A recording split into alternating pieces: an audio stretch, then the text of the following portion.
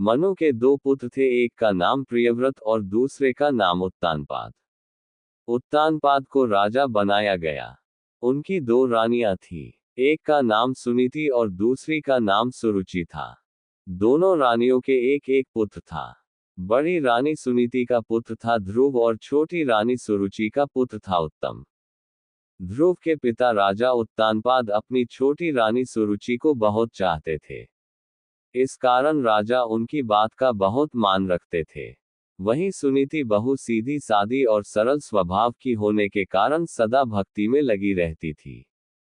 एक दिन राजा उत्तानपाद अपने राजसिंहासन पर विराजमान थे, तभी राजकुमार उत्तम उनके पास आया। राजा ने उसे गोद में बिठाया और उसके साथ खेलने लगे। कुछ समय के बाद ध्रुव भी वहां आया, वह भी पिता की गोद में बैठने की जिद करने लगा।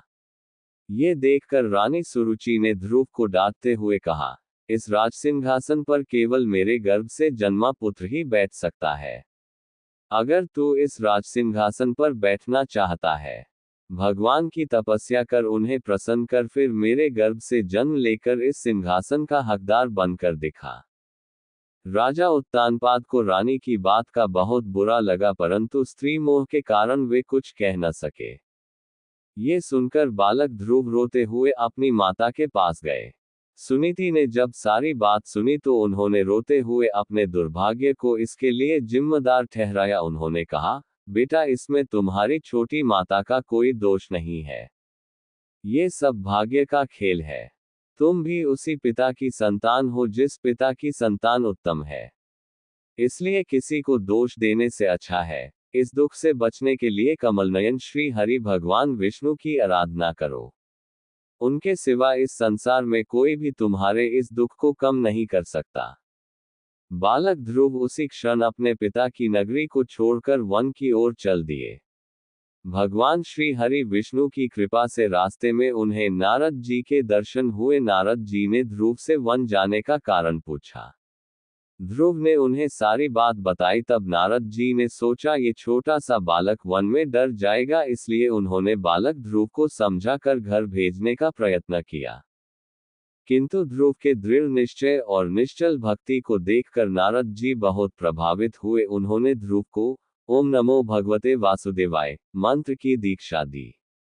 नारद जी से भक्ति का पूरा विधि विधान जानकर बालक ध्रुव यमुना के तट पर पहुंच गए। वहां उन्होंने यमुना में स्नान कर श्री हरि भगवान विष्णु का ध्यान कर पूजा की और नारद जी के बताए मंत्र का जाप करने लगे। पहले महीने में उन्होंने प्रत्येक तीसरे दिन फल ग्रहण कर उपवास पूरा किया। दूसरे महीने में 1 सप्ताह का उपवास रखकर फल ग्रहण किए। तीसरे महीने में 9 दिन और चौथे महीने में 12 दिन बाद फल ग्रहण करने के नियम का पालन किया।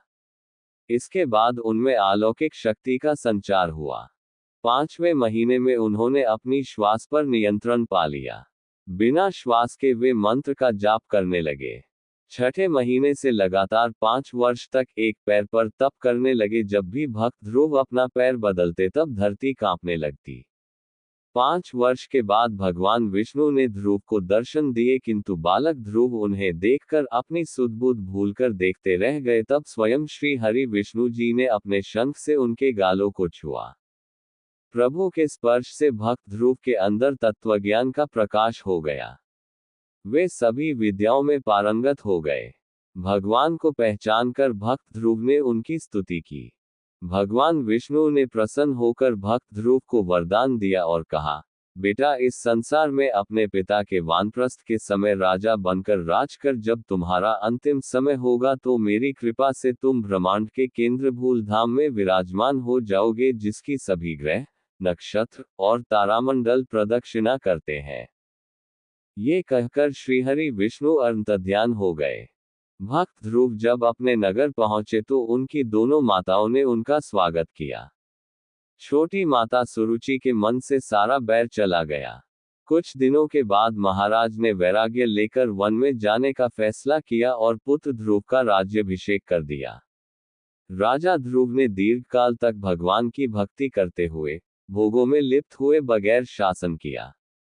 अंत में वे सब कुछ छोड़कर बद्रीनाथ धाम पहुंचे। वहां पहुंचकर उन्होंने मंदाकिनी नदी में स्नान किया। उसके बाद नदी के तट पर बैठकर भगवान विष्णु का ध्यान करने लगे। कुछ पल के बाद भगवान विष्णु के पार्षद एक सुंदर विमान लेकर उन्हें लेने आए।